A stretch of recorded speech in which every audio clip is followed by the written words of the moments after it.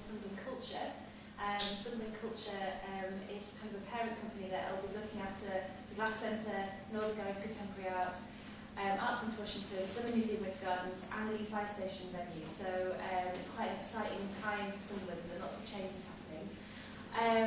At the moment, in the gallery downstairs we have our first show, which is Material Site by Fiona Crisp, and that show is on now and it's open this evening if you'd like to have a look downstairs after the talk tonight.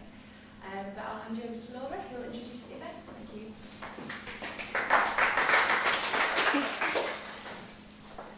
So thanks for coming. Tonight is the fourth event in the What We Talk About When We Talk About Work series of public discussions. And the discussions bring together curators and artists based in the north of the UK with invited speakers from different European cities. And the theme discussions have each been hosted by a Northern Art Gallery and are being live broadcast as well as archived by the contemporary art magazine This Is Tomorrow.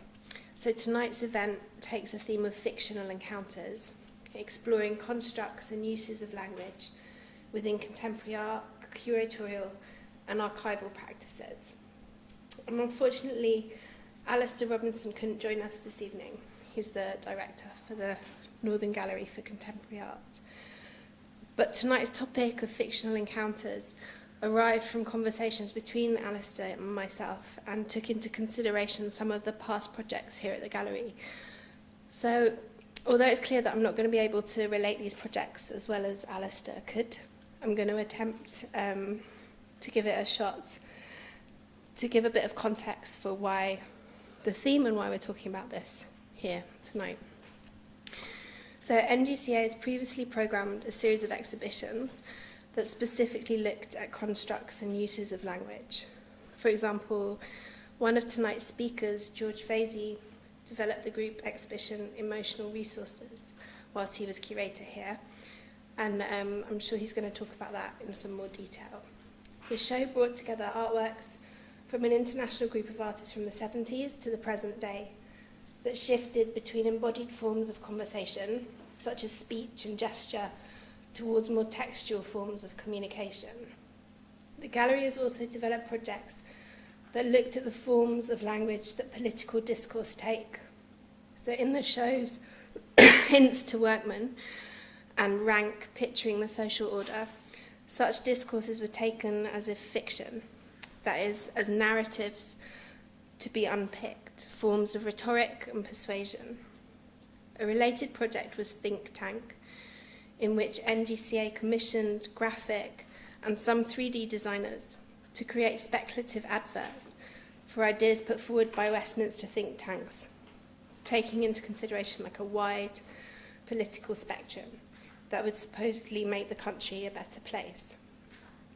So the resulting show was a battle of ideas, rhetoric, and forms of persuasion dramatised as political advertising.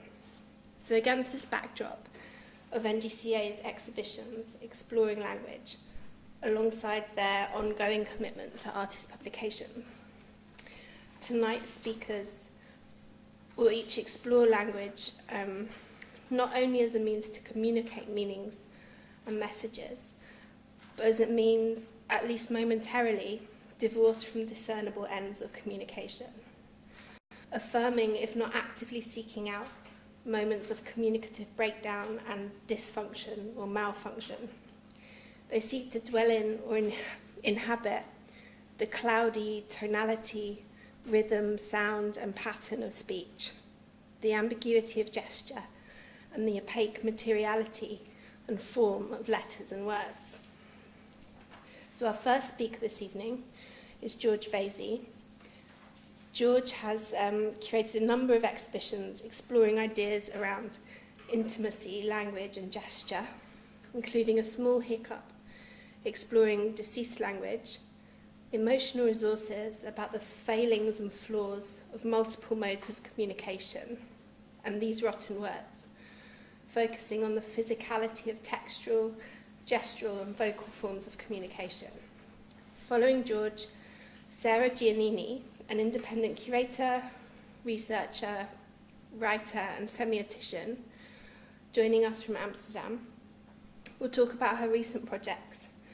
Stretching the curatorial beyond the exhibition, her projects take different forms and develop as experimental collaborations with artists, institutions, and practitioners across different fields. In 2006 to 2007, she was a research fellow at the Van Abbe Museum in Eindhoven with the project Can We Talk About Art with Aphasic Tongues, focusing on the collection of the René Daniels Foundation. The project investigated the potential of aphasic language and dysfunctional communication to detour archival practices and writing. Our final speaker, Dawn Bothwell, is part of Circa Projects based in Newcastle. Circa Projects is an organisation that collaborates with local and international artists and partners to initiate contemporary art situations rooted in the specific conditions of the northeast of England. Previous Circa projects have included working with artists on text-based performances, publications, and online Twitter residencies. So before everyone gives their presentations, I'll introduce them all in a little more detail. And then following their presentations, there'll be a short discussion and an opportunity for questions with the audience at the end of the evening. But before we begin, I'd like to thank everyone who's made tonight's event, as well as the whole series of talks possible. So the team at NGCA, Raina and James at This Is Tomorrow, and the generous support of Arts Council England, Contemporary Visual Art Network Northwest, Yorkshire and Humberside Visual Art Network, Northeast Contemporary Visual Arts Network, and the participating venues of MIMA, NGCA, Blue Coat, Grundy Art Gallery, the Tetley, and the Whitworth. So, George is a curator and writer. In 2017, he was curator of the Turner Prize at Ferrens Art Gallery in Hull, and he's currently a curatorial fellow at Newcastle University. From 2014 to 2016, he was curator here at NGCA, and his writing has appeared in Art Monthly, Art Review, Frieze, Kaleidoscope, and Moose Magazine. In 2013, he was the writer-in-residence at Jerwood Space London. And from 2016 to 17, he worked alongside Millie Thompson as lead mentor on Syllabus 2, a peer-led learning programme for 10 artists run by New Contemporaries, Eastside Projects, Wising Art Centre, Studio Voltaire, S1 Art Space, and Spike Island.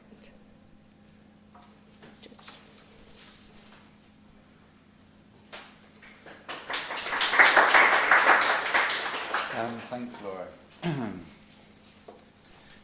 Okay, I may just get some water. I'm just getting over a cold.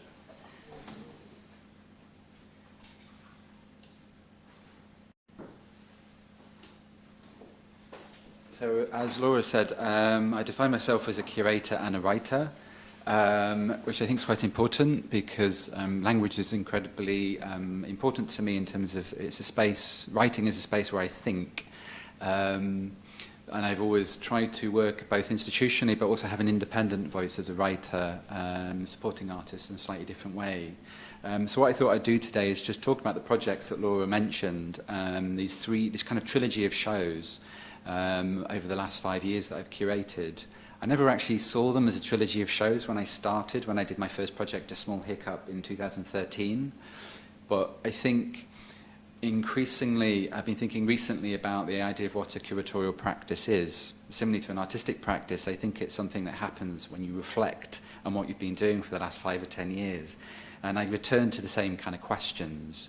Ideas around language, ideas particularly around misunderstanding. I'm very interested in this idea of the comedic trope of misunderstanding and how we can productively harness ideas of not knowing.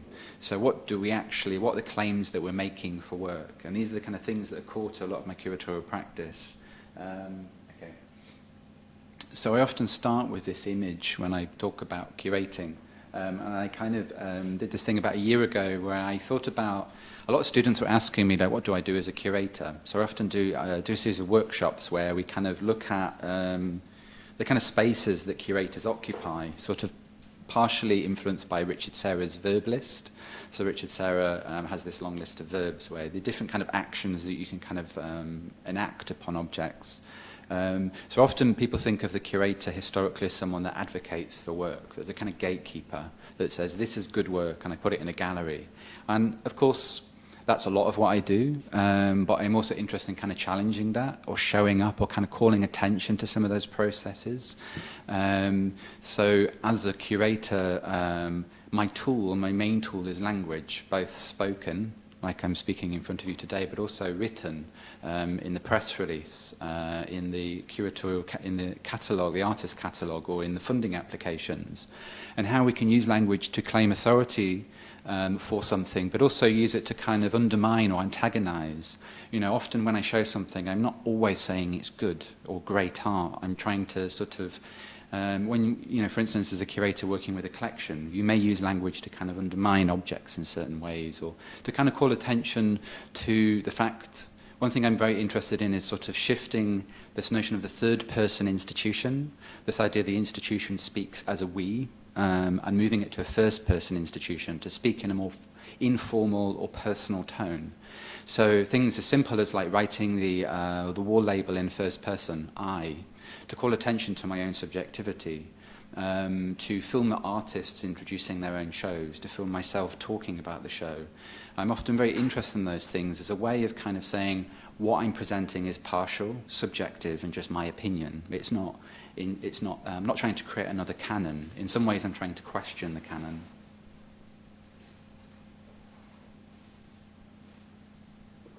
So a small hiccup was a project I curated about 5 years ago. That was influenced by a low-budget horror film called Pontypool. It's an amazing horror film that was originally made for radio. And basically, it's about the English language being diseased. And it's in a little village in Pontypool, which is a predominantly French-speaking part of Canada. So the idea of the English language being somehow viral, and I was very interested at that time in that notion of the minor literary. So Deleuze and Guattari talk about the idea of the minor literature as a way of so a major literature would be English, and a minor literature would be a kind of vernacular that would be kind of a peripheral language that would somehow kind of call attention to kind of something within the mainstream. I was also very interested in William Burroughs' writing on the language as a virus.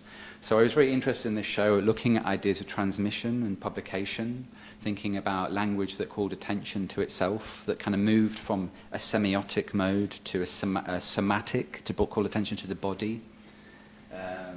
So this was a show that took place, was commissioned by Grand Union in Birmingham and travelled to Newcastle, New Bridge Project. It had a lot of new work by lots of young artists who were of a similar generation to me. This is one work by Faye Nicholson and Oliver Smith. For the show, I had a marketing budget, and I thought, wouldn't it be more interesting to use a marketing budget to do a newspaper and you could make 4,000 or 5,000 newspapers and then give them out to universities and local spaces and use that as a platform for further new work. So within the newspaper, there was about 40 artists that made new work for that, people like Ruth Beale, Johan Ahrens, etc. And they created their own typeface that was based on an anecdote. I think he's a designer called David Carson, who was the head designer for Reagan magazine. And supposedly there was an interview with, I should know his name, Roxy Music, the guy who studied at Newcastle. What's his name? Brian Ferry, yeah. The interview was so boring, he thought, what I'm going to do is format it in wingbats so that nobody can read it. Well, you can read it if you kind of decoded the wingbats, but you'd have to sit there with a computer. So I was very interested in this kind of gesture of slowing down, of kind of like kind of making something much more opaque in terms of its transmission. And I was really interested in number stations at this time. So I don't know if you've heard about number stations. They were these kind of radio stations. They're still active around the world, and they just repeat numbers randomly. And supposedly there's an understanding that they were left over from the Cold War, and they're set up by the Russians to communicate to a network of spies. And it's very interesting, the idea that you could kind of speak to everybody, but your language is kind of encoded in such a way that only one or two people can actually understand you. You would need the kind of tools to to kind of to decode the message. And we can think of this in terms of youth culture and other forms of kind of language. So with this kind of typeface, it was both in the newspaper, and these are Led Zeppelin lyrics, which was also in the press release. So there was a kind of way, if you kind of took long enough, you could decode the whole thing, but I don't think many people probably did. We also gave the typeface to a commercial gallery called Limoncello, and they used, we did an event where we launched the newspaper, and they would do their emails both in a kind of normal English and then this kind of wingbat format. And we gave out USB sticks with this wingbats for typeface. So we were thinking about ideas around trust and ways of kind of disseminating the work that wasn't necessary just within the gallery space. So the newspaper, the email. I mean, it's interesting going back to a show I did 5 years ago and kind of like, you know, kind of I hadn't thought about for a while, and trying to kind of think about what my thinking was when I was putting this show together. So this is a work by Jeremy Hutchinson, where basically it's important that the work was hand-painted. It took 3 days. It was really difficult to do the D, to get the kind of curve right. Also, it's misspelt. So here we really like the idea of like, A, the kind of invisible labour that goes into this kind of work, you know, B, this kind of affirmative gesture of like painting the whole wall with this definitely, but it's also like the most misspelt word in the English dictionary. So something that fatally undermines it as a word. And I should say at this time I was very interested in like a group of artists that were kind of, I would say, that are kind of native to the internet and social media, that were kind of using Twitter. Instagram wasn't very active at that time, as many Twitter, in really interesting ways in terms of like new forms of poetry, but also like using language where they would deliberately misspell words or use phonetic spelling. So I'm thinking of people like Harry Burke, Petra Cortright, Jessie Darling, and they would use the phonetic spelling of a word so it couldn't be mined by the algorithms. And I thought this was really interesting. So I was very interested in the idea of the monetization of kind of language and the kind of the financialization of terms. And this is the newspaper piled in on the floor here. This is the project in Newcastle at Newbridge Project. So it's, some of the show changed quite radically, and some of it was similar work. Here we can see work by Erica Scorti. You can't really see the work itself, but basically there were love letters that she wrote to a boyfriend that had gone through a kind of process. It's a camera phone that transferred the text into a digital file back into analog. So this is again about ideas of mistranslation between the analog and the digital, to the point that these kind of words partially made sense and partially were just kind of became kind of melodic. Again, it's difficult because I mean, you can't really see on this image, but this work here is by Jeremy Hutchinson, and these were, supposedly, he was looking on eBay, and he realized there's a whole economy on eBay of objects that are very cheap because people misspell them, people can't find them. So again, it's dealing with the financialization of algorithms, you know, and I think what's interesting since this, in the last 5 years, this has become much more pronounced, right? Like the interfaces with technology are becoming much more vocal through Siri and Alexa, but also with Cambridge Analytica and the whole thing about data mining is just becoming a much bigger issue. So this was, I think, kind of really at the genesis of me thinking about algorithms and these sorts of ideas. So these were car bumpers that had been spelled car bummers and were for sale for a penny. So he would take the photograph offline and then frame it.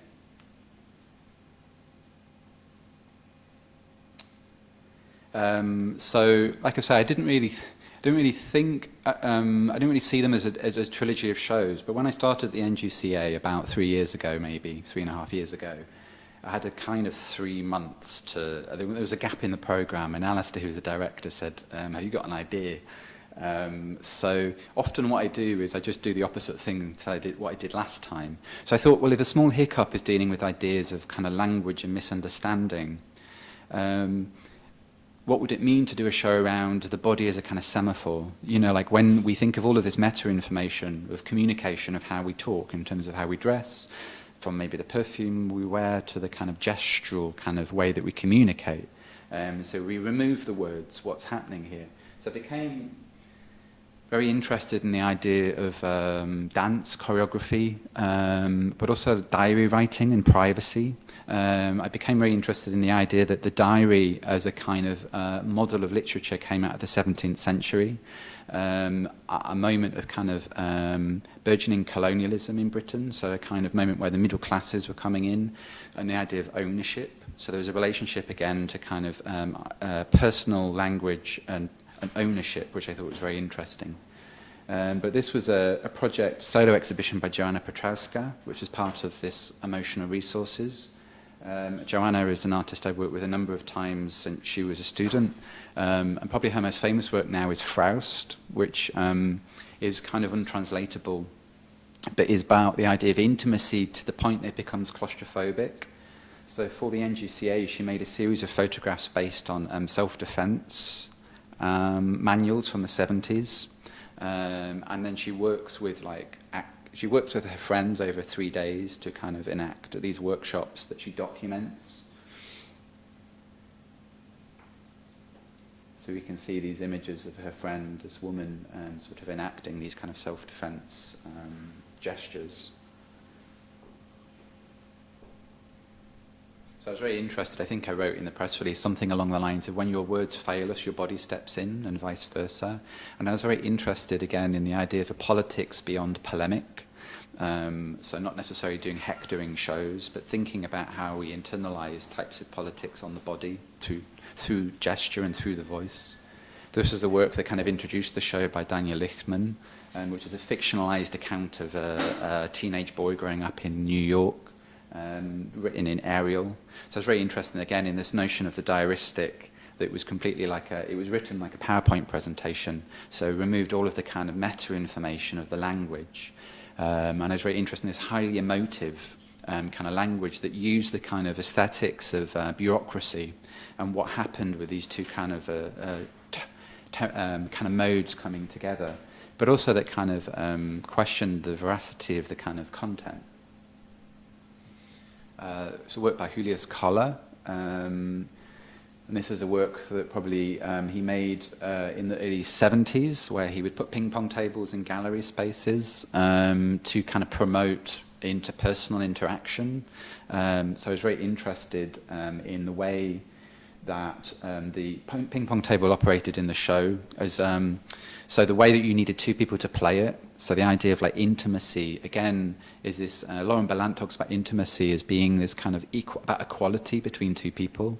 So what happens when you slip out of that equality? In a game, there's always a winner and a loser. So I was very interested in how we can negotiate those positions politically, how we can be in a position where we disagree with someone but still be friends, right? And also that it would enable the person, if they wanted the ping pong ball, they'd have to come and knock on the office door and talk to either me or Catherine. So it created a real opportunity to talk, like real language, rather than written language. Okay, I'll run through this. So again, kind of thinking around the body and a kind of removal and evacuation of language. I'm very interested in I'm doing a lot of research at the moment on feminist practice from the 70s and 80s, and how a lot of feminist poetry kind of tries to rethink language, because language is attached to a kind of patriarchal system. So people like Katie Rocker, who's a very interesting artist that deals with gesture. So this is work by Renata Bertelmann, again, I think from the mid-70s, called Tender Touches, and they're blown up condoms that are kind of like touching each other. And this is work by Matthew Smith, which is bed sheets that have been rolled up and bleached pink. And this is a work that's actually speakers, and it's Marie Toseland work where she's describing the sound of swallowing. So there's a kind of, you have to stand really close to the wood to make sense of what's happening, but there's this kind of, you can hear something happening, but it only comes into, it's only articulated when you're really close to the work. Moira Davey. So Moira Davey is a photographer who takes photographs of her apartment and diaries, the kind of, again, all of the kind of notes within her old books, you know, the kind of marginalia, and then literally prints the photograph and posts it to the gallery. So when it comes to the gallery, it's unfolded. So it bears the kind of marks of its transit. So I was very interested in this kind of very personal address, kind of meeting the kind of global mechanisms of FedEx, you know, in the kind of way that something would kind of like the personal and the public would come meet. So the last show I'm going to talk about is These Rotten Words. And this was a show that I curated at Chapter Arts Centre in Cardiff about a year ago. And I was invited by the head of exhibitions, Hannah Firth, to do a show around their annual festival. And the idea of the annual, I think the thematic for that festival is secret language. And I said, well, I've done these series of shows around language. It'd be quite nice to sort of complete them as a trilogy. And what's quite nice to talk about these shows is I've kind of moved on. I've kind of been thinking about different ways of approaching shows and sort of thinking about ideas of decentering my own voice and working with artists in slightly different ways. So this sort of drew to a close this research, really. I wanted to show this because I have worked with numerous times Foundation Press, who are based here, who work with the Foundation students in a kind of experimental publishing project. So this was a workshop what Adam Phillips did with his students to kind of create a logo for the show. And I was very interested in the way that we can kind of work with the students and treat them as a kind of, in a similar way to the artists I was bringing in. So they came to Cardiff and did a residency for a week in the gallery space and did loads of projects and kind of enlivened the gallery space. This is so a performance by Marie-Michelle Deschamps, who's a French-Canadian artist, and she's done loads of work into Louise Wolfson, who was a kind of a theorist, scientist who was very interested. So he basically created a system for translating the English language into his own kind of phonetic language. He was also schizophrenic, so he was really he was kind of fearful of the English language. So when I met Marie and she was talking about her research, I was like, this really chimes with some of the things I was thinking about. And I guess it's her dealing with kind of ideas of translation. So this is kind of her, it's not her, but an actress performing these words, this kind of script that she's created in the space. So this is a work by Rebecca Ackroyd, again Joanna Petrowska. So often I try, with group shows, I often work with the same artists again and again and again because I like to have this ongoing conversation and not just always start and stop conversations with artists, but kind of introduce new people into that ongoing conversation. So, you know, I was very interested in this show of, like, again, dealing with the body, but like estranging the body and sort of scaling it up and down. So hence these Rebecca's sculptures that kind of, these limbs, the kind of awkwardness of the limbs that came into the gallery space that were too big for the space, but also kind of framed other parts of the show. So this show was kind of really influenced by a photograph that I saw of a piece of graffiti from the 70s, and it said something along the lines of, words do not mean anything today. And I was really interested in this idea of anything. So I talked a lot, and it made me immediately think that, like, if words don't mean anything, they're like somehow they're rotten. And the idea of, I just liked the word rotten, and it made me think about the Sex Pistols and the idea of punk. And I thought, well, rottenness is also a kind of fertile space. Like, if something's rotten, things are coming out of it. So there's an opportunity for words to be kind of reassembled. This is also kind of the backdrop of this was kind of Brexit and Trump and thinking about post-truth and how there was this article I read about politicians kind of divorcing words from their meaning, just sort of saying things, and because words operating as kind of like memes. So I was very interested in kind of like, well, how do we claim this space of language back? I should say that this record was a work by Annika Kampmann, where it was a kind of alternative soundtrack to the show, and it was dealing with the idea of her research into educational establishments and language, particularly the female voice in education. And we talked about how we would, like, we could have just played it as an audio file, but it was quite nice that it's as a record. So you would come in and you would be invited to play the record. So the record was a kind of, obviously it's something that degrades, it's entropic. So it's a physical thing, like the body. And also you have to kind of engage it, you have to turn it on, and you go through this process with it. So this is something that I thought was very interesting in relation to the show.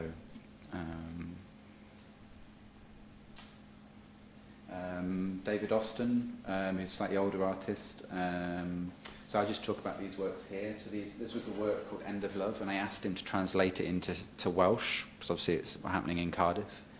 So he translated it into Welsh, but what I didn't know was that if the English one was a negative statement, the Welsh one was a positive statement.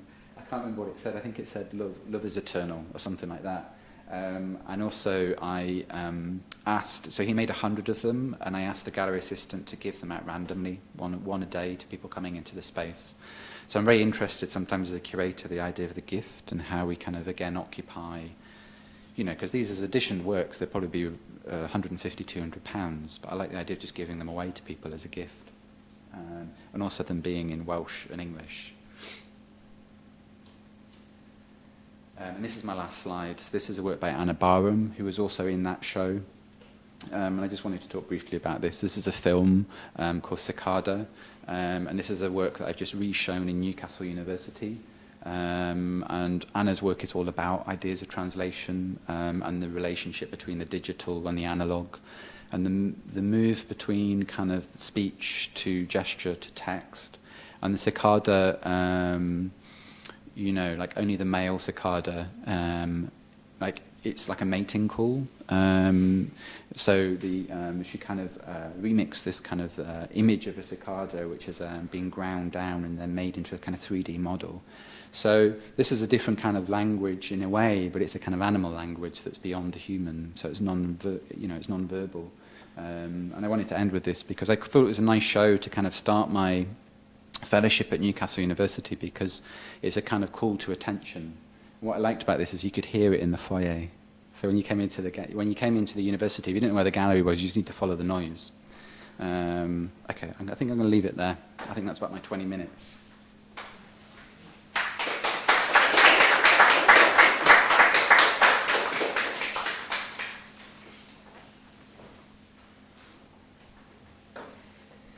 So, thank you.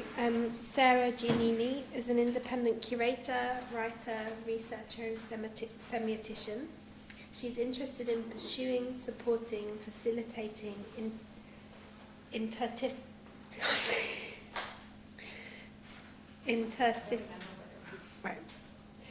crumbling categories, opacity, contradiction, fictional truth, linguistic performativity, and transvestism as a methodology.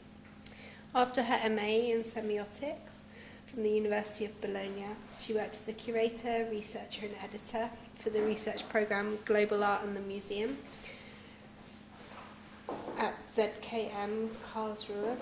And her long-term projects include the Volume Project in collaboration with 98 Weeks, the web publishing and archiving platform Unfold, and the independent curatorial agency Heterotropics.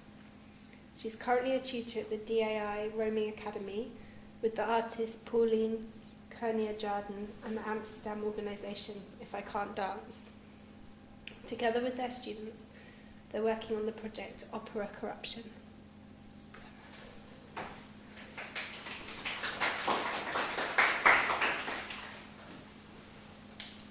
Thank you. Hello. So let's see if this configuration works here with the paper and the PowerPoint.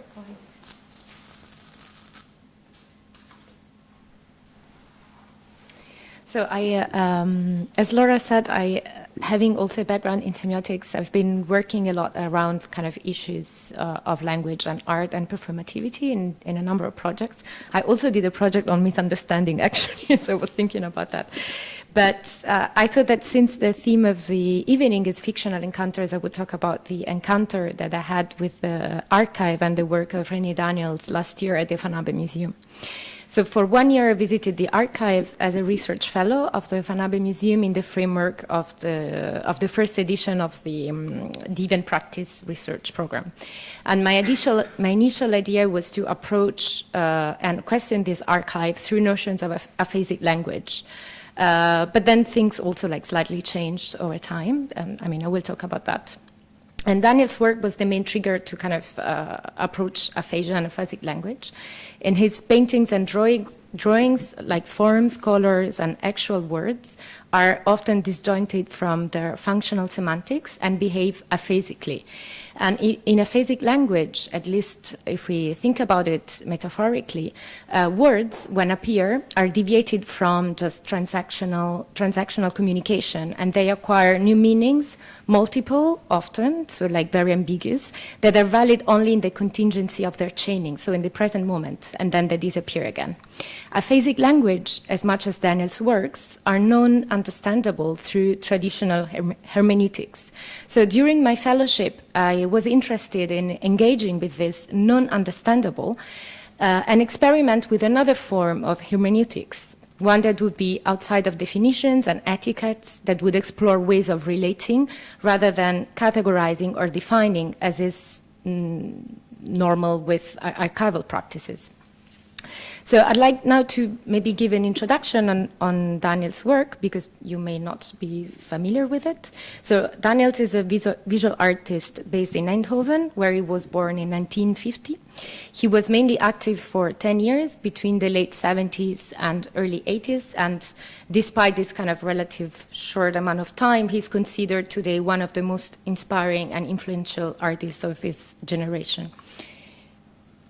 After like a short period in which he would paint gramophones and records and libraries in a kind of expressionist style, in the late 70s and early 80s, Daniel starts researching kind of ironic and subtle interplays between images and words that will eventually lead to so these are like examples of like these early works that would lead to the so-called Spring Blossom, that was like one of the last works that he produced in '87. Here you can see that words appear on this tree or urban plan, and they're often very cryptical. So Daniels called this research trajectory a form of visual poetry, and I'm quoting here, in that former no man's land between literature, visual art, and life. As a great admirer of Duchamp, Picabia, and Brothers, he would come up often with puns, visual puns and linguistic puns, but also distortions, invented words.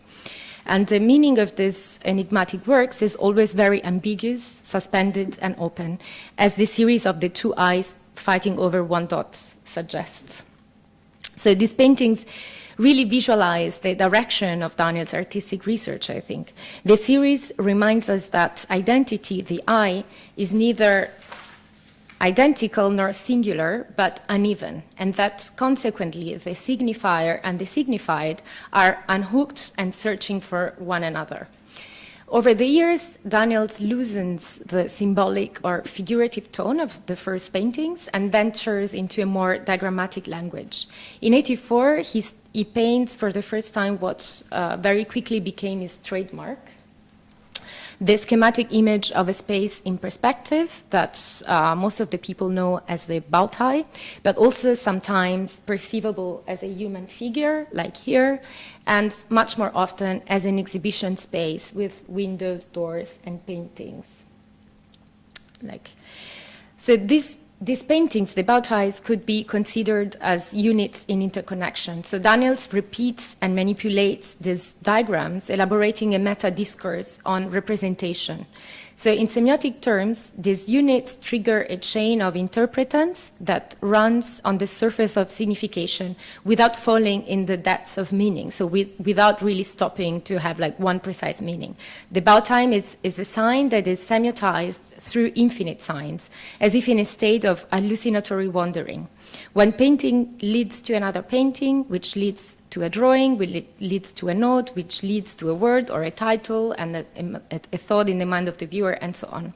So, and the interconnection of figurations occurs not only among more paintings, but also within the same one through the technique of the fleece. The fleece is a term that Daniels kind of coined or like invented himself. I'm not sure if it really exists in English. Like, he would say that it's like the translucent effect of the candy wrapper. So like holding a candy wrapper in front of your eyes, that's the fleece. So he would layer the canvas through subsequent strata of semi-transparent color so that one painting is not singular but plural, and transparency is turned into opacity. Daniels then used to work on his paintings layer after layer, even after having exhibited them. He would change their titles too, avoiding the trap of definition and finitude, and pushing more radically what he was already doing with the bow tie itself. So in this sense, every Daniels is potentially untitled and unfinished. His work is really radically open to interpretation, but also to infinite rework, renaming, and transformation. In an interview that was released in '83, Daniels stated, "The art world is afflicted by a disease that is characteristic of the times, art historians interfering with art. The result is that the interpretation becomes too much unambiguous, so that a label can be put on you as quickly as possible. I oppose that. What I don't want is becoming increasingly clear." And in the midst of a great international success in '87, at the age of 37, Daniels was struck by a severe brain stroke, which left him physically challenged and without the use of speech at all. After this terrible accident, most of those found at his studio went into the care of the newly established René Daniels Foundation. And at the request of the foundation, the Van Abbe Museum cataloged, documented, and archived the almost 1,000 drawings, sketches, notes, and paintings that were in the studio and that now form the René Daniels archive, which I worked with. So the year '87 became a straight demarcation line in the narrative surrounding Daniels' life and work, which is now split between a before and an after. So the trope of the rapture satisfies the archival imperative to be complete and definitive, to create regions of authenticity, to distinguish between the known and the unknown, the mutable and the mutable, the past and the future. However, like all archives, also this one is only superficially homogeneous and coherent because it contains a lot of untitled, undated, and unfinished materials, which for their, let's say, undetermined status have never been shown, or if they have triggered quite some questions over their legitimacy. But what is interesting, as I said earlier, is that Daniels was very aware of the fact that, in a way, the art world doesn't know how to cope very well with slippery matter because it normally lies on the production of identity as value. And with his kind of idea of the open work, the rework, the renaming, he was already making the kind of discrimination between finished and unfinished, titled and untitled, not irrelevant, but at least more complicated than what it would seem. So the constitution of the archive promoted the process of historization, definition, and canonization of Daniels' work, actualizing in a way his fears of being clear. So the archive, of course, was created to preserve and protect Daniels' legacy, but to do so, it had to simulate his death, his artistic death. And this is, I think, the archival paradox, so the tension between death and the promise of immortality. The filmmaker Mariam Ghani, talking about this paradox, says, when a collection becomes an archive, the linguistic shift registers a transformation from a group of objects that are to a group of objects that were. In this sense, the archive is founded on a moment of passing into the past, a kind of death. The need to archive is connected to the fear of loss, but to archive something, it must be fixed in time, like a butterfly pinned in a glass case, and thus to archive is to kill the very thing you feared to lose. Sorry, I skipped. Yeah. So with my research, I wanted to approach the Daniels archive not as a corpse, but more as a living body, as a corpus. And that's also why, at some point, I stopped visiting the archive and I started visiting René Daniels himself. And when I started to do so, I was confronted with another huge blind spot, that is the new. So the huge library of sketchbooks full of new drawings that are closed in the closets of his apartment. Falling out of the time frame of 87, these works are not in the archive and they have not a clear value. They're also pretty much unknown. But are they less authentic René Daniels as most of the people think? After being neglected for many years, the Van Abe Museum recently has acquired 2 paintings that were produced after 87, even though painting is no longer like Daniel's medium, also for like physical reasons, but he's drawing now. But these paintings that have been shown also somewhere, I mean, in other venues, are normally presented as a kind of a small appendix to the real body of work. And as far as back as 98, still no one knew how seriously to take these new works because they lack the intensity and consistency of the Œuvre as we know it. And this was a spokesman of the Van Abe Museum at the time. But I think it's kind of interesting that for the work of an artist to be the work of that artist or to be considered art, it should correspond to like certain fixed categories such as intensity and consistency. Whereas we know that interpretation and judgment are always conditioned by time and space. Art that is made now may or may not resonate with humans or non-humans in 50, 100, and 1,000 years. And this is also like what Daniels, I think, was trying to do. So like showing that discourse never belongs to the speaking subject, but is always based on unknown languages, as the title of a very famous painting says. Anyway, at some point, I found this drawing in the archive. A sort of message from the past or maybe from the future. In the drawing, you can see the words old and new are first separated by a line, which could be the rapture, I don't know, and later meet within a texture of bricks. And this encounter was really, I don't know, mind-blowing, and it changed a lot of, like, it changed the direction the research was taking. And I really thought that my aim, my mission was like to reconnect the old and new and also question chronological time. I started reading about time entanglement and quantum mechanics. In quantum mechanics, basically a group of particles are said to be entangled when they are correlated in their properties. What happens to one affects the other, even across space, and now they're speculating this correlation across time. So not only according to, thinking through the theory of time entanglement, not only can 2 events be correlated, but they can become correlated such that it becomes impossible to say what is earlier and what is later. Each is the cause of the other across past and future.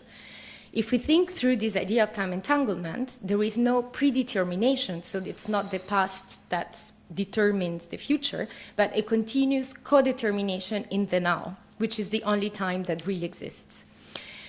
What is also fascinating, according to this theory, is that it is the simple observation or measurement of the particle that causes the transformation in a correlated field. So the transformational power of observation seems in a way to corroborate the idea of infinite semiosis, for which interpretation can change the past by looking at it in different ways. After the stroke, many critics have noticed how paradoxical is the fact that for an artist that looked for this searched ambiguity and mystery, he then ended up being completely silent. But then, I dare to pose a different question, an inverted question. What if Daniel's theory of the unfinished and his misuse of language have instead been co-produced by the future Daniels? What if the future has already happened? What if the new and the old are being co-determined, like the drawing was showing? So this co-determination is the base of the curatorial project On Now, René Daniels, that I curated at the Van Abe Museum in the summer last year, and that unfolded through a series of performative encounters, let's say, and an exhibition. So this is an exhibition view. This also.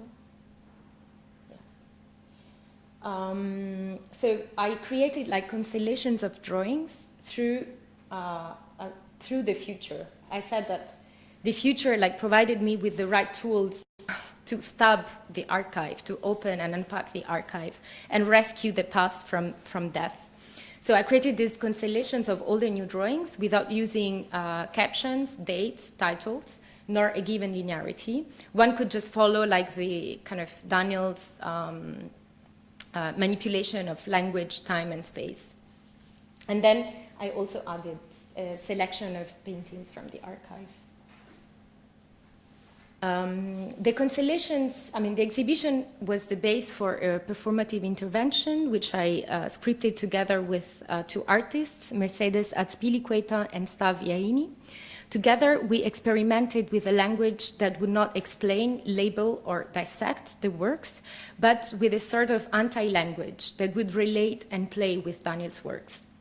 Mercedes is a visual artist, performer, and poet, who works primarily with the voice, while Stav Iaini is a dancer and also a Reiki practitioner, and so she blends dance with the activation of different senses.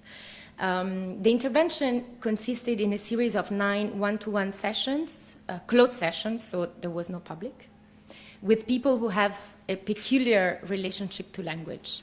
And we made an open call to find these participants. And to prepare the open call was quite important, was quite a delicate moment, because we didn't want to, it was a project about escaping the label, so we didn't want to label the people that would come to participate to our performances. And so we tried to use a language that was also like ambiguous and generous and could host different individuals. That's an excerpt of the open call.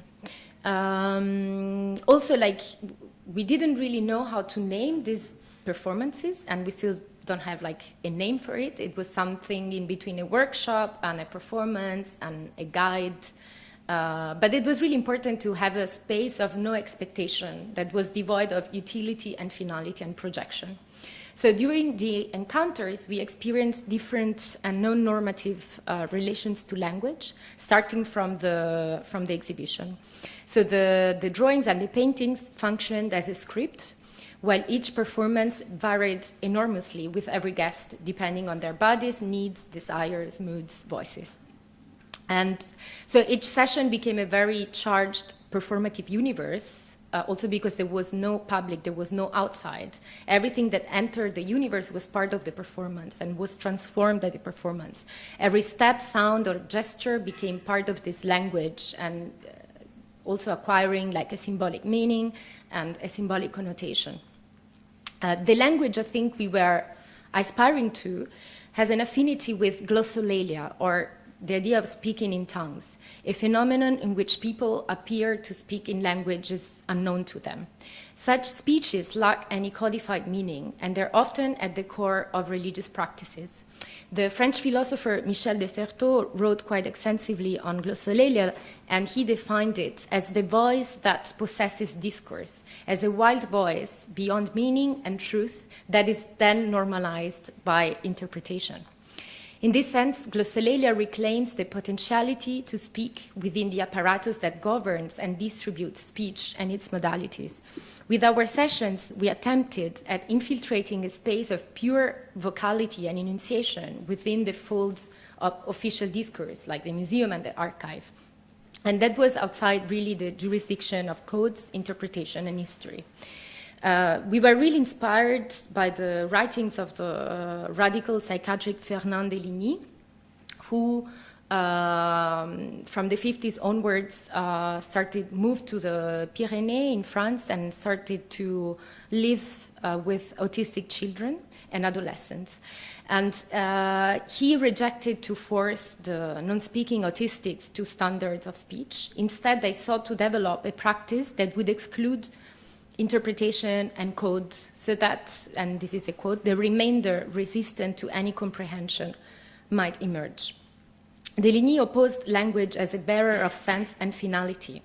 To allow for the evacuation of sense, Deligny started to focus on tracing the free trajectories that the children would undertake during the day, and he called these wonder lines. So like he basically left the children wandering around without giving them direction. And he and his collaborators were like drawing this kind of wander lines. The cartographic tracing became the epicenter of the group's activities, and there was no attempt to regulate their movements or to explain them. Inspired by Deligny, together with our guests, we wandered across space, language, and time, thinking also about the interesting correspondence between the idea of chronological time, so the arrow, which is a predetermined direction, and writing and language. And how language is the keeper of time, and time is the keeper of language. There is no language as such outside of time, chronological time. There is no time outside of language. So in this sense, the idea of wandering is also the idea of like unpacking, chronological time and coded language. During the sessions, we then invited our guests to trace their wander lines, and we asked them also to pay attention to the visualization of time through space and vice versa. These are the maps, and they are the only records of the performances. We didn't document them or record them, and they're so like a kind of postscript of the performance, but also they could be considered a kind of a translational and opaque archive record document of the drawings of the works that were in display.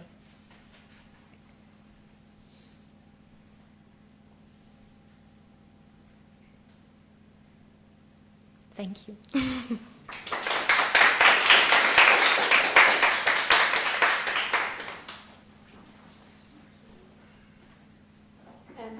So our next speaker is Dawn Bothwell. As already mentioned, Dawn works with Circa projects and also the projects based in Northern Charter. She's a PhD researcher with the Curatorial Resource for Upstart Media Bliss, or CRUM, at the University of Sunderland, and she's a musician of various projects including Pentecostal Party and Hen Ogledd.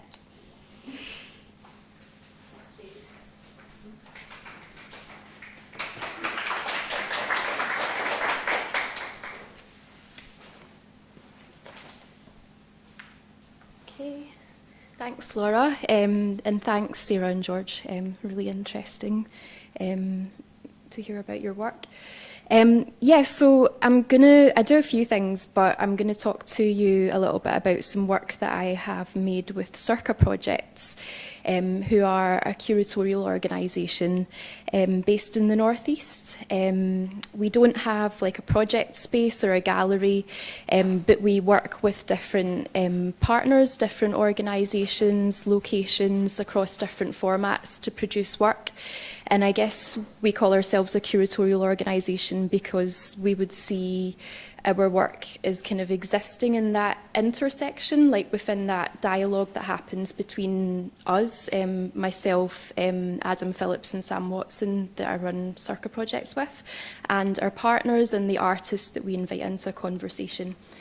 I'm going to talk to you about a project that we made in 2014 to 15, which is called Public. And Public sort of came out of the situation that we found ourselves in, I guess looking around at the sort of arts ecology within the region, but also, I guess, across the country. There are a lot of arts organisations popping up due to like the availability of space, especially like empty commercial spaces. And, obviously that is a good thing. It's birthed a lot of new arts organisations, but I guess the flip side to that is that it's maybe not like the most sustainable model. So we found ourselves asking, what sort of spaces or like community spaces or social spaces exist with a more sustainable model. Because the new spaces around us were kind of like with not even holding like a leasehold in the space. We found ourselves asking, you know, what spaces have actually have the freehold on their premises, which means they can't be turfed out by property owners or landlords. And we decided to produce 3 projects across 3 different spaces that had a freehold on their premises. They were all like very different examples, I guess. Maybe some of them even seem problematic, but we decided it would be interesting to produce some work there. So the first project that we produced was in July 2014, and it was called Instructions for Unwelcome Tables. It was held in the Union Rooms, which is a Wetherspoons pub in Newcastle. And yeah, we kind of thought it would be interesting to produce a work with the artist David Steens there, because he was speaking to us about producing these new works of fiction, and I guess kind of dwelling on Wetherspoons. You know, they primarily are a space for like dialogue, I guess, in a way, like casual dialogue. They don't play any music. They have a policy of not playing music in the pub, so that can happen there. So we started to kind of look at things like, you know, thinking about reading groups and writers groups that meet up in pubs. So the event was basically that David had written this story which was about 2 party planners, and they were planning a party in quite a prestigious hotel, and the piece kind of like goes between them on the opening night, and they start to kind of wonder about what they would do with like undesirable people that might show up to the party. So it's kind of about that. I'll read you a quick section of the story and also hand you some books.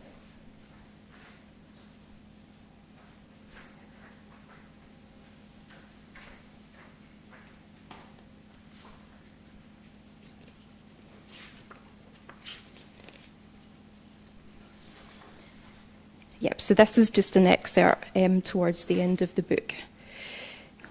"Well," said Callum, "tonight is the night. Tonight commences in a few hours. For the sake of argument, how in future would you better prepare against or arrange around your so-called unwelcome tables?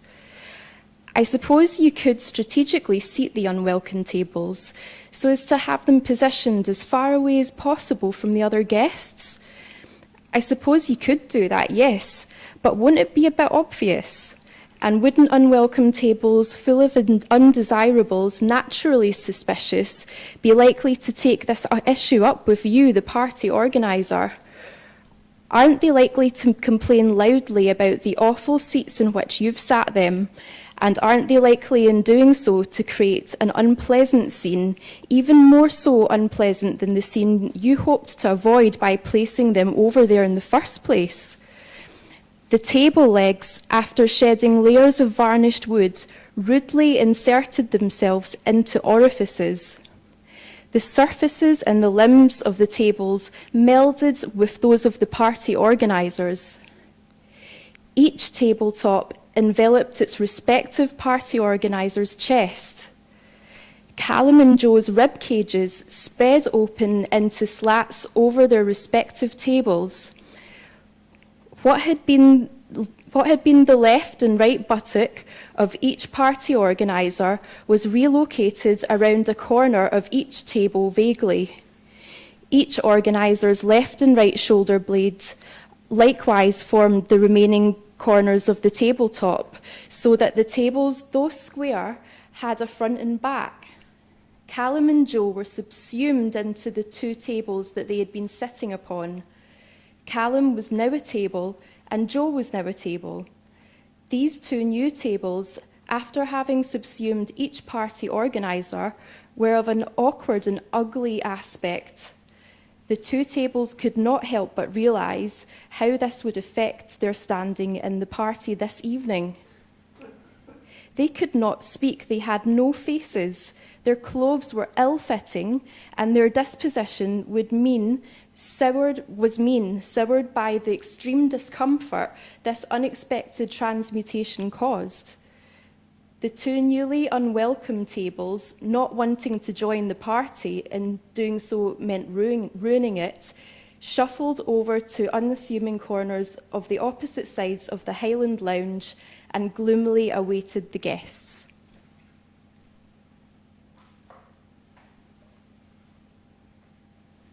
So the party organisers became unwelcome tables. So yeah, here are some images from inside during the reading.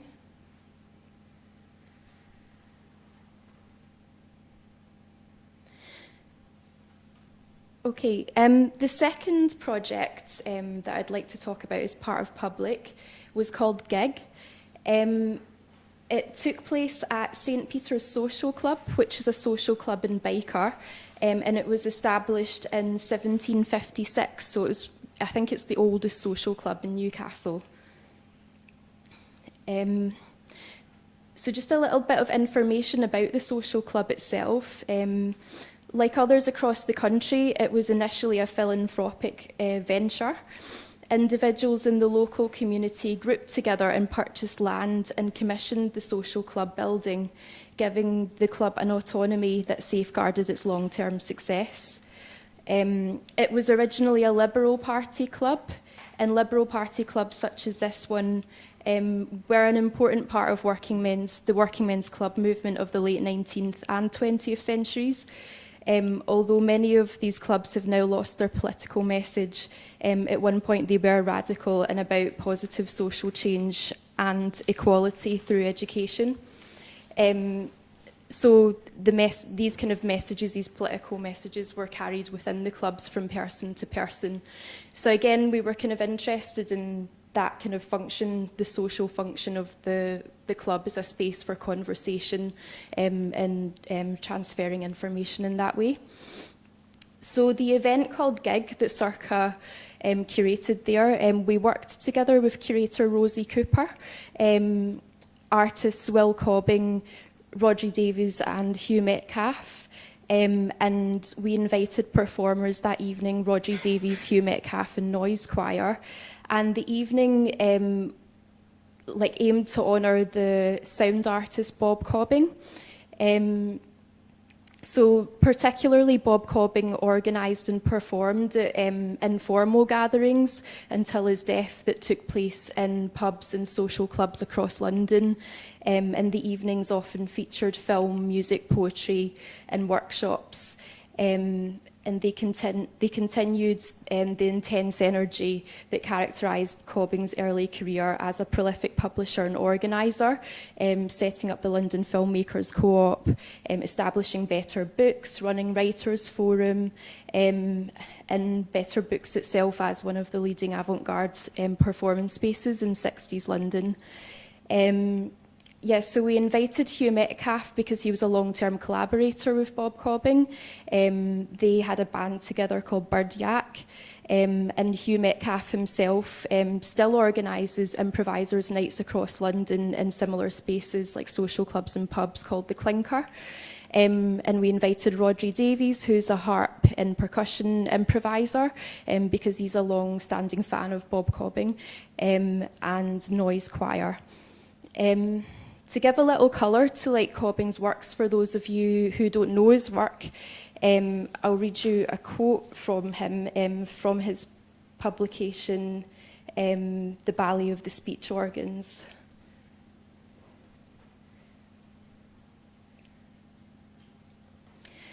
When the reading of those words takes place, one pays attention to the blurring and the distortions, etc., and uses one's voice in a blurred and distorted way. And having blurred the words almost out of existence, one then begins to wonder, does one need the word? Is there not a sign language which relies upon lines, shapes, and textures of which words are a part? But words are not the whole of it.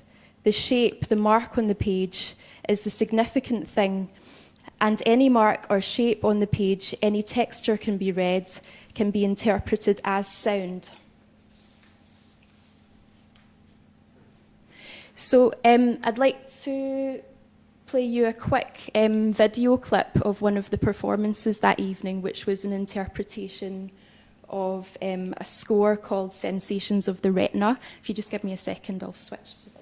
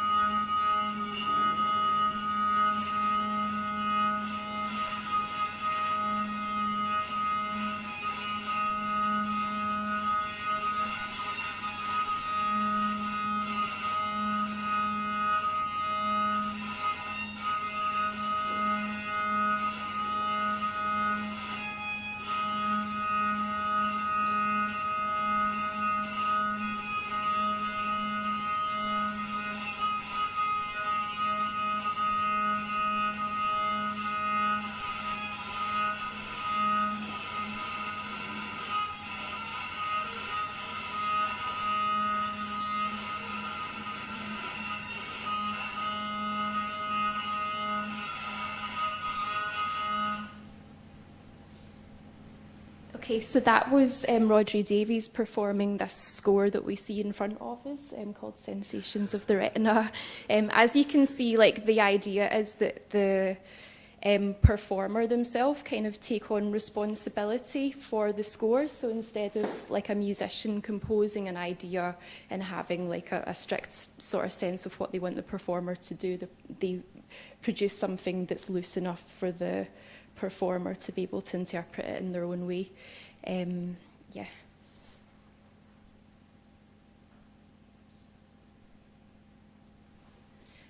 And this was another score that you can't quite see.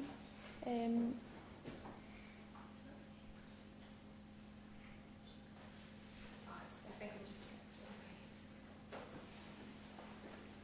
this is Noise Choir performing a piece there on stage. So you can see there's a lovely Lammy curtain in the background. Okay, so the last project that I'll talk to you about as part of the public series was called GIF Gaff. And that took place in the Palace Green Pavilion in Berwick, and it was hosted by Berwick Film and Media Arts Festival.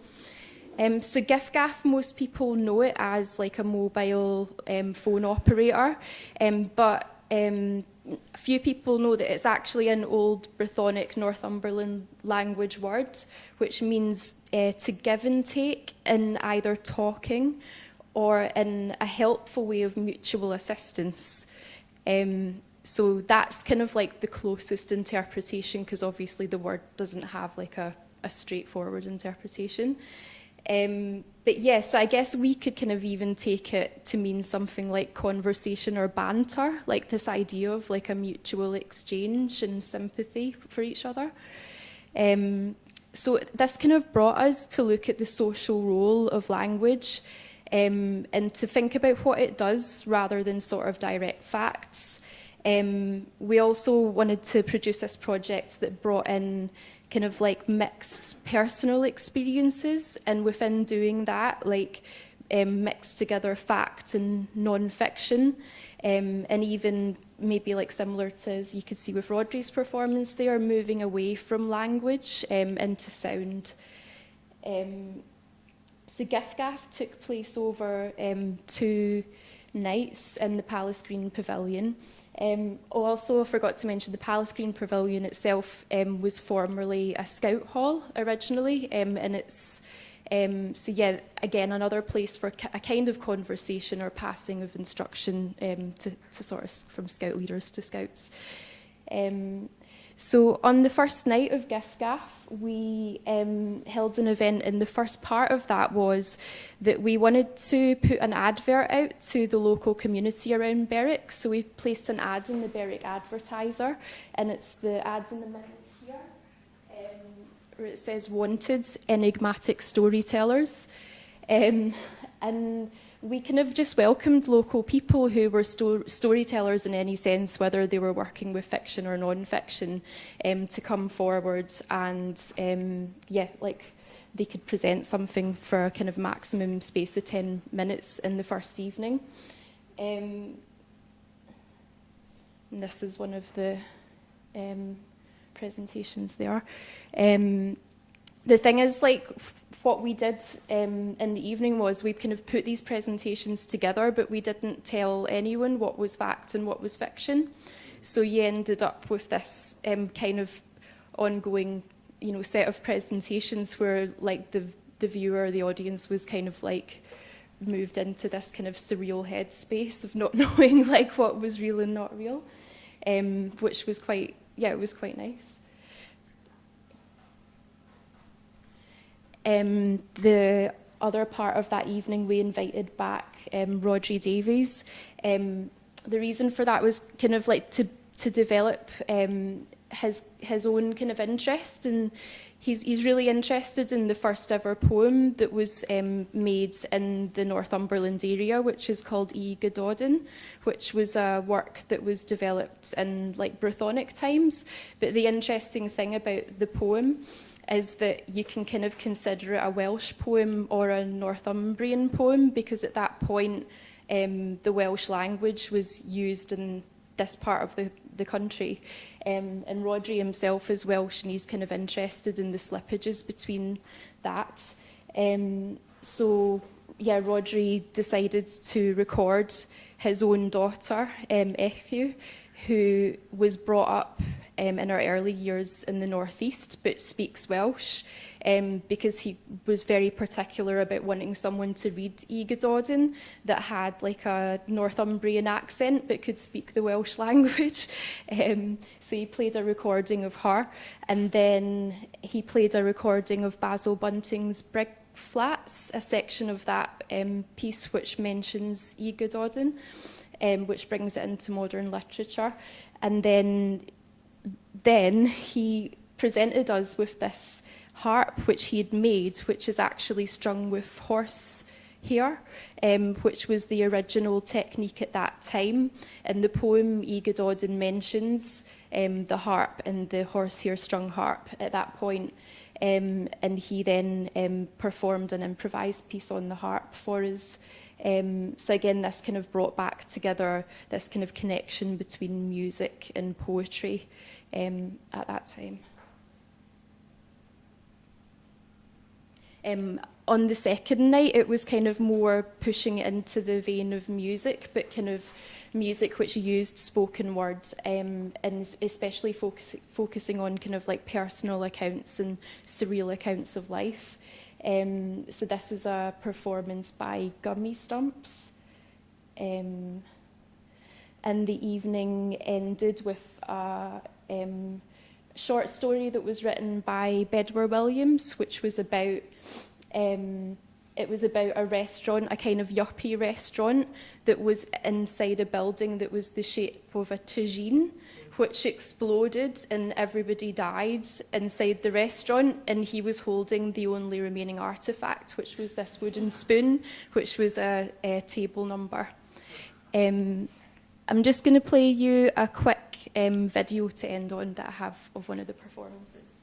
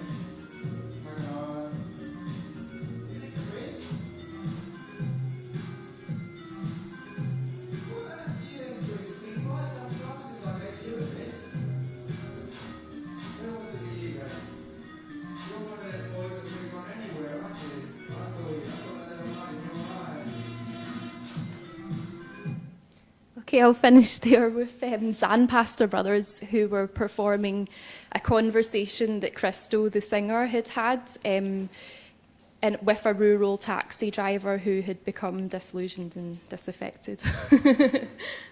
Thanks.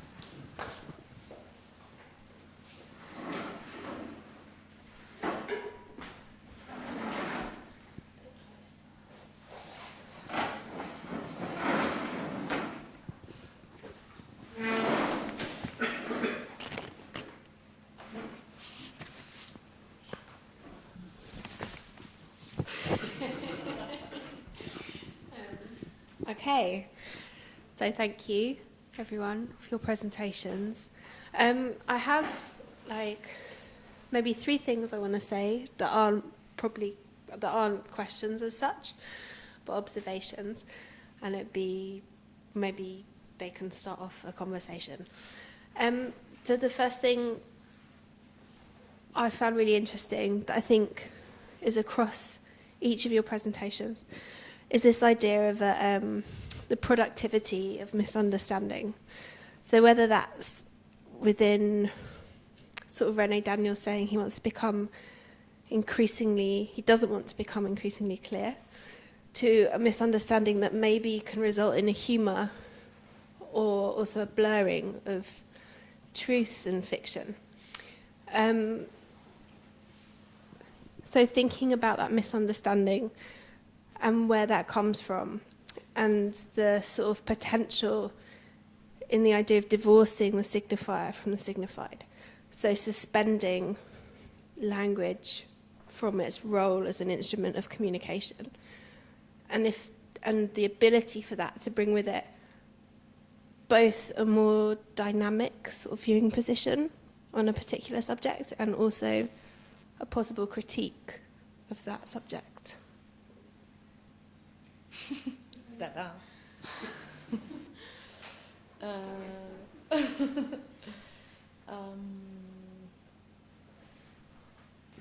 Well, what I don't know, like,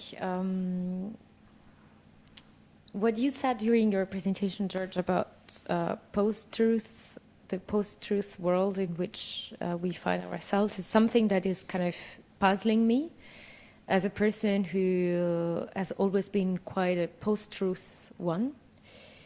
I think it's quite uncanny, the fact that power systems and institutions are championing kind of post-truth, or like the divorce of the signifier and the signified, or like being increasingly clear, or like our fiction. I think, in a way, like these were, I think there still are like realms of art, experimentation, poetry, and really like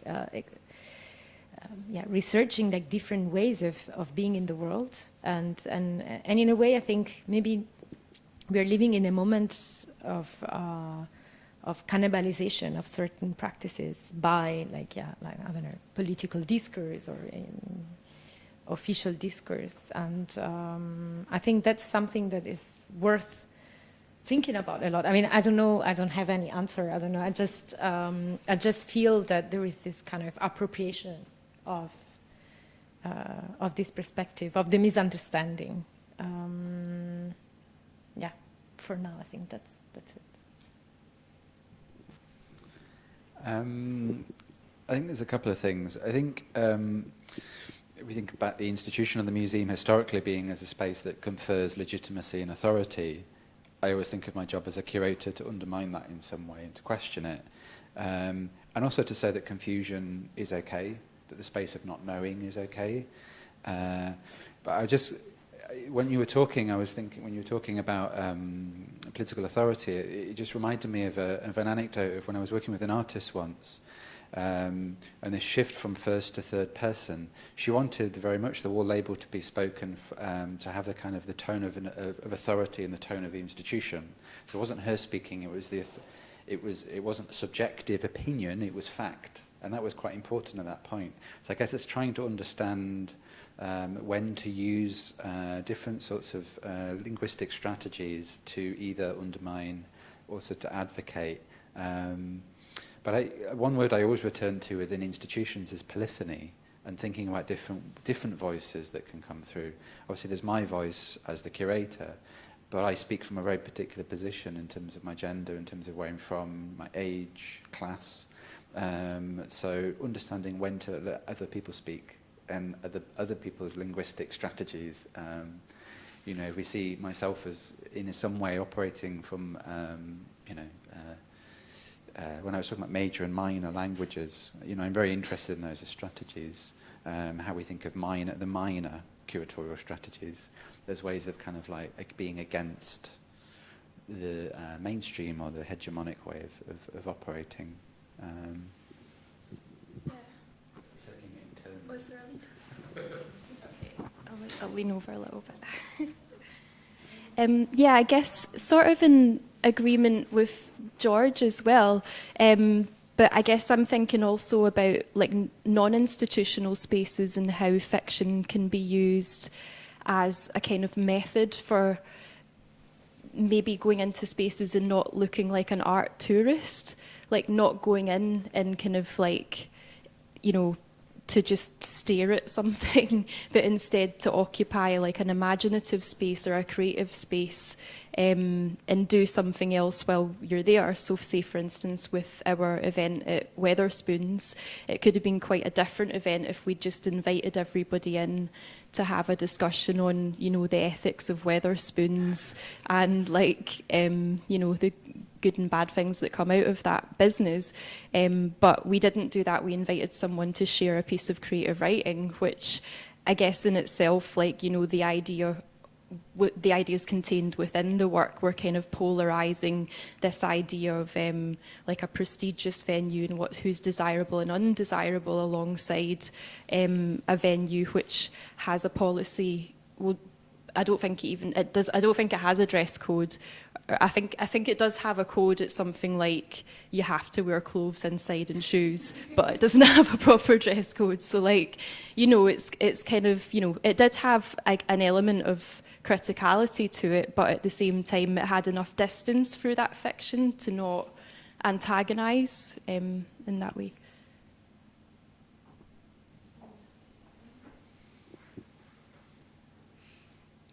I don't know, you said you had 3. Yeah. I'm interested to hear them. Well, the other thing I think picks up on what you're both saying about these alternative voices or other possible sort of linguistic forms to consider when you're thinking about the exhibition, like your project with the archive, the workshops or sessions you held, and also to think about how language, so I suppose speaking with people who don't speak the same language as us, and in particular made me think about Alfonso Lingus and his sort of community of the dying, whereas if someone's dying, you don't talk to them with a specific, there's no, nothing needs to be said, but you still will keep talking.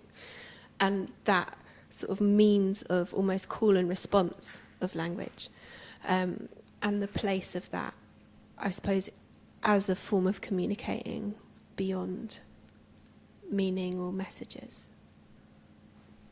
Yeah, no, that's very interesting. Like in the performances that we organized, it was really magical to see how like we could communicate or share something that was really like, I don't know, the sound of the steps or like little details, like of course like sonic details in the room, or how we would use our tongues to produce certain sounds, and how from that we would build up a shared language together, like definitely a minor language, not a language, hegemonic language, not a codified language, but something totally deviant.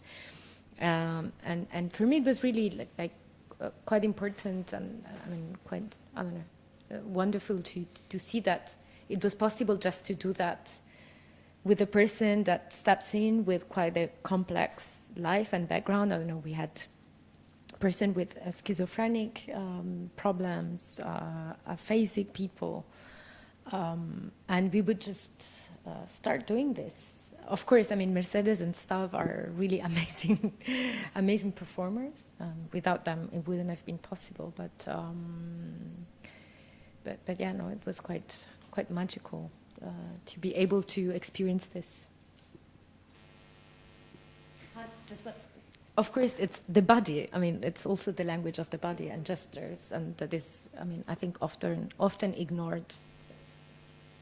Yeah, I was just thinking about how these two projects, the way that Circa projects operate, these informal kind of workshops that operate not against the institution, but sort of counter to the institution, but also performativity. And I think over the last 5 years, the increased programming around choreography within gallery spaces and performance, the Tank Galleries at Tate Modern being an example, being a kind of a renewed interest in the body at a moment of where, online activity, smartphones, dematerialization of language, but also the constant demand that social media makes on people to articulate through, whether it be a certain amount of characters or... so I think there's interesting that at that time of where the smartphone became really popular, that you see these kind of, I think, turns in the art world to the kind of intimacy of bodies in spaces, whether that's in a workshop or in a gallery space through choreography, through dance. So I think this is something that I've kind of seen over the last 10 years. Maybe I'll ask the audience, does anyone have any questions? Or any comments? provocations.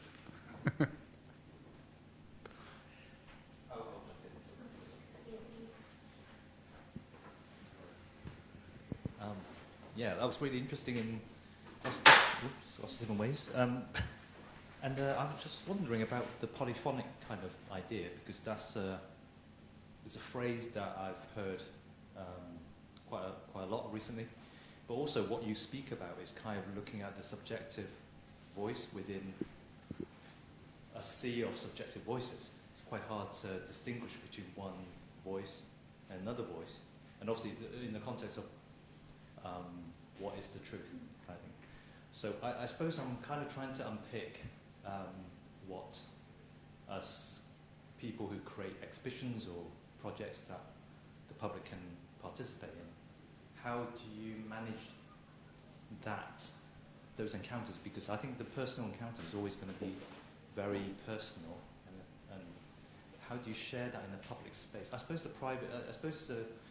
the connection between private and public, and how you engage with the polyphonic in that way. Are we on trend with that? I suppose. God, sorry, it's not really a question. It's kind of after a very long day of looking at art, it's more like a train of thought, really. But I don't know if you can kind of explain a bit more about polyphonic.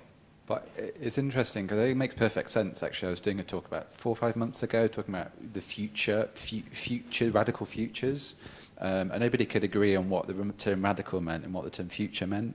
So there's no shared vision for the future, and it's something that comes up a lot in Adam Curtis's work. Like his criticism is the tyranny of our age is the obsession with the self, and that the left have to find new kind of narratives around collective action and collective voice, and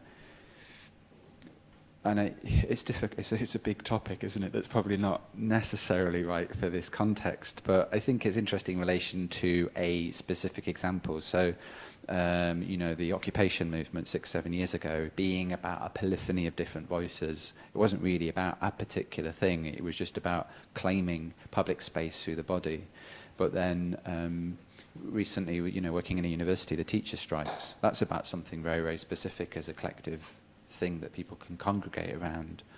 But I don't know, I also think that within the art world and exhibition making, there's certain thematics that come up. Like I say, 4 or 5 years ago, there was a lot around language. I think that,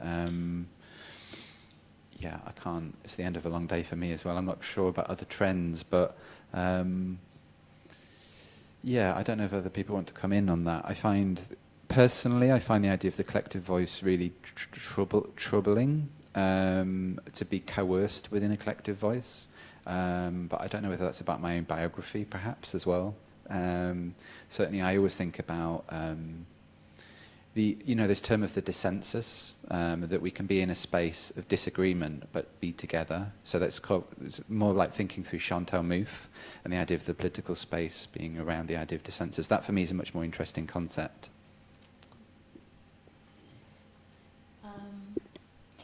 I think I've also like a troubled relationship with the idea of like collectivity or like the commons, or like thinking of homogeneous groups as having like a homogeneous voice. So that's why I think that the term polyphony that implicates a diversity of voices is interesting.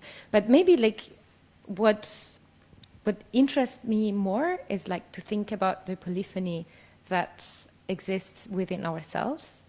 So that start undermining the idea that we are a singularity somehow, but we are already like universes of contradictions. There's this amazing, it's from a movie by Manthia Diawara. It's like an interview by Manthia Diawara with Edouard Glissant, amazing Martinique philosopher, who wrote extensively on the idea of opacity, on our right to be opaque and not transparent. And in this interview, at some point, he says, everybody loves broccoli, but I hate broccoli. Do I know why? No, actually, I don't know why. There is some part of myself that is opaque to myself. So like I cannot claim any ownership or authorship towards this feeling of not liking broccoli. So why should we want or believe that we can know the others? There is this unknown within us, and I think that maybe it's from this unknown that we should start. Yeah. I think as well in relation to that, it makes me think of, I was recently at like a film weekend. There's a festival here called AV Festival, and they were focusing on the works of the filmmaker Raoul Roos. And George Clark, who is really interested in his work, was talking about it and saying, you know, that he would, like, the thing with Raoul Roos was that, you know, he was in Chile and then kind of left after Pinochet, but he wouldn't confirm that he was asked to leave the country. He would kind of make up stories, like he would say, oh yeah, I was already in France working on a film then. Like, and then you have to think, considering this, you know, the political content of his films, why he didn't like take a position to say this, confirm the story this way or that way. But what not confirming that position did was it allowed him to kind of mobilize himself in a position where he could be somewhere that he would be supported to say what he wanted to say. So that idea, I guess I'm just thinking in relation to what you're saying with opacity, is that like you can be in this kind of in-between position, you know, and sometimes in that in-between position you're actually more mobile than if you're completely transparent. No, I've got nothing to add to that. It's a good response.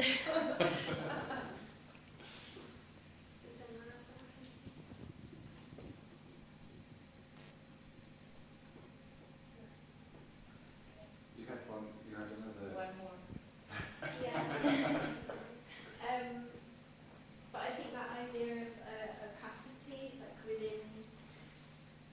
within yourself, and that acknowledging that in relation to how you cannot know fully the other, is a really kind of productive thing, or like a productive take, particularly at this moment of this fake news or the collective voice, and yeah. So maybe that's a good thing to end on. Yeah. Should I say something? Oh, okay. All right. Well, thank you all very much for this evening's presentations. The next event in the series of discussions will be at the Grundy Art Gallery at the end of July, and it takes the theme of staging and film sets, looking at artists who are producing film works and installations. And there's a visiting speaker, Annika Wick from Stockholm, who uses film theory to approach installation-based practices. But there'll be more information on the website.